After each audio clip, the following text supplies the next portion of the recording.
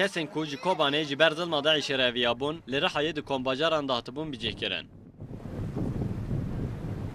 کوبانه جی دست داعش ستاندن لکسین کو هاتنه ترکیه نها نخوازن وگرن کوبانه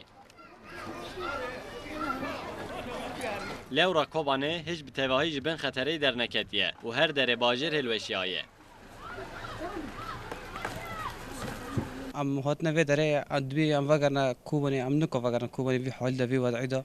ام كلها رنا كربه هي نا او هي جيلان هي نا جيلان هي نا كربه يعني اوف انا تشتا گيشكي هين مونيتي ده انا گيشكي مال خربه بي ام كير كده يرنا ام هاتنا في دري في كومبانا او مكتب زوريان هي مستشفى هنا جامعتي ده هي خورني خاي هر شخص که 85 میلیون دادن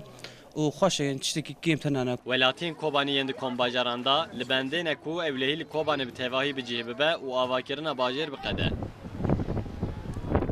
جي ما نامو وري ما نامو تشتكي ما نامو مولي ما تشون ما ولي ما تشون جي ما تشون داركن بيضا بس ترنتنا ام هوتل في داري حيشتي 5 مليون ددنا ما جلي ما سولي زوري ما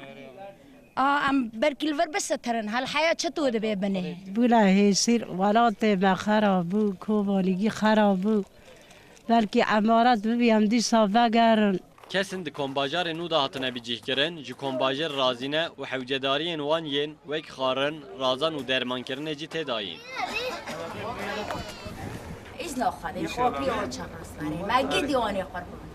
وأنا إن شاء الله